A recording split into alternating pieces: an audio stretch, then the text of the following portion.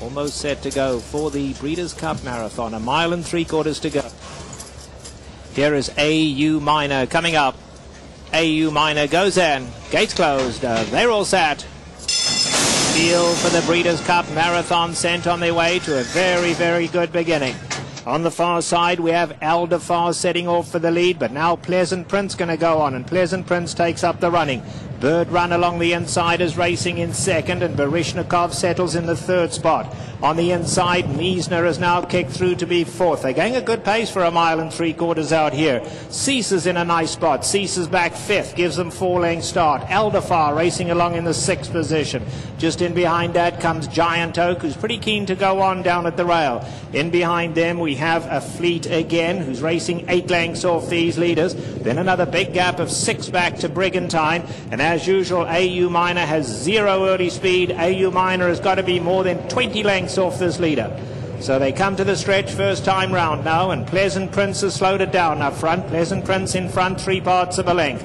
Bird Run is keeping in company down at the rail, and Barishnikov in the white blinkers right there third.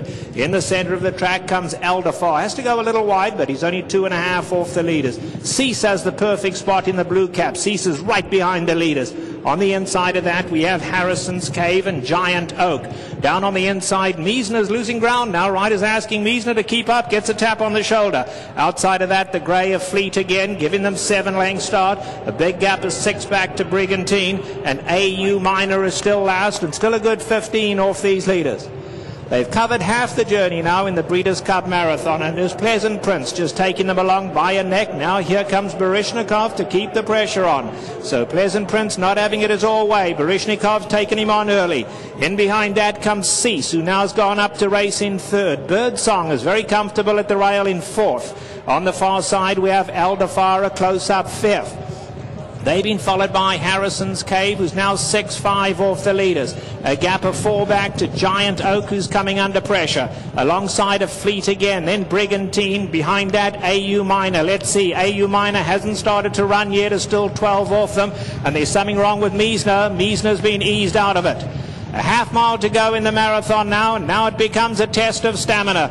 Pleasant Prince kicks on. He looks like he's got something left. He's in front a length, but now here comes Cease, and Cease has been threatening to run a big one throughout. And now Cease moves up on the outside, and Garrett Gomez takes the advantage on Cease, who kicks for home. Bird Run comes off the rail and tries to come after them. Then Aldefar on the extreme outside of Fleet Again is in there. Barishnikov is still far back. They come to the top of the lane, and Cease goes on. He's leading it by just over a length. Bird Run is running a huge one. In the center of the track, here's Giant Oak. On the extreme outside, the grey of Fleet Again is coming home well as well. They come for home now. It's still wide open. Bird Run on the inside. On the outside of Fleet Again. Fleet Again shifting ground, but he's grinding his way to victory. And it's going to be Fleet Again to win the marathon. Fleet Again pulled clear by nearly 2 in the end. Bird Run second. Giant Oak was third. And then Pleasant Prince and Cease.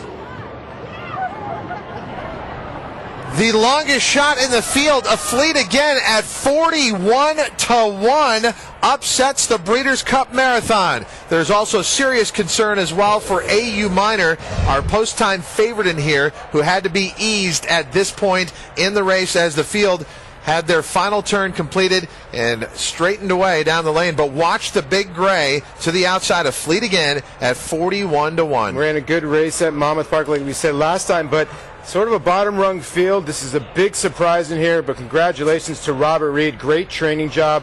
Fleet Again, the sire of Fleet Alex, who ran a good third here at the Kentucky Derby when he was a 3-year-old. And this is a shocker. The 11 AU Minor was making his move, Todd, but something went amiss. It looks like Bird Run might have held for second here. They went a lot faster than we thought they would go up front in here, and the horse that came from way back was the 8, Fleet Again, and gets the job done, Graham. And the 2 Europeans there, Brigantine, Harrison's Cave, and Miesner literally did not take to the track. This was a demanding race on many levels. Speed seemed very strong for a mile 6 race. I think they went through 6 furlongs in 1:12 and change, and some horses just couldn't cope. Miesner was one of the first in trouble. She was eased down. What a turbulent time AU Minor's had in this race. Last year, barged around, controversy surrounded his performance. This time, let's hope he's okay. Pulled up on the home turn, and Calvin Burrell jumped off immediately.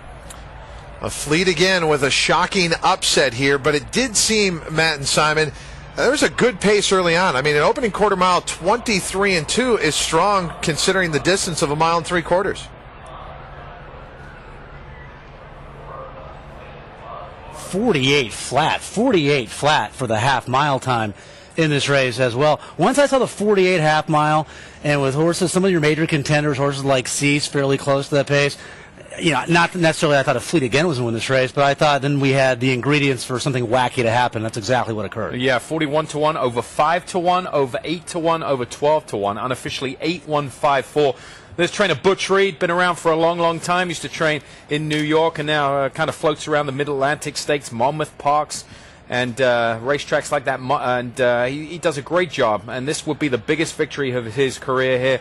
And as you guys pointed out, the pace very quick. The Europeans could not handle the dirt. They couldn't handle the pace early. Miesnar was done down the backside. Brigantine, I watched this horse closely, never really got into the race. Made a run with Cease for about a 16th of a mile on the backside. Cease went on with it. Brigantine couldn't cope and left to pick up the pieces. Was this horse you're looking at, Afleet Again, at 41-1. Good run, good effort from Bird Run though, Matt. Yeah, you get 41-1 because you can't see his last win. Yeah.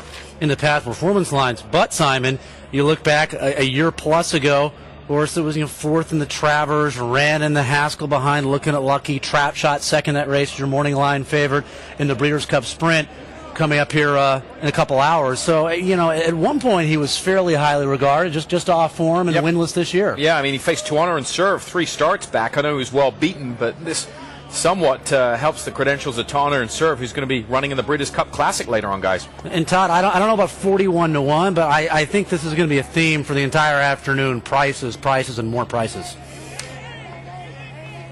It is certainly a theme for the Breeders' Cup Marathon. In its short existence, this is what we're seeing. Now, look, this is the biggest upset so far, but we've routinely seen $30, $20, now $80. The average payoff in here in its short history is up now around $35. Well, I think we get those kind of payoffs because we don't run these type of races here in North America, Graham. We don't run these 1 3/4 on the dirt. So a lot of these horses are unknown at the distance. And it's a double whammy, because not only is it the extra distance, it's when you get a severe pace at that distance that it takes horses completely out of the normal comfort zone, and therefore we end up with a wild result. I really thought that Birdrun ran a great race, because I took the order as they went past. He was one of the few horses on the speed who stayed on the speed. Yeah, stuck around. Well, just the fact that Robert Reed would put this horse in this spot. I mean, he was 0 for 8 on the year. He'd faced some of the same competition with not much success. To go and roll the dice here, I mean, he obviously saw something that a lot of us did not. Yeah, Robert Reed is a very underrated trainer. He's usually in the parks in the Monmouth and over in Jersey circuit.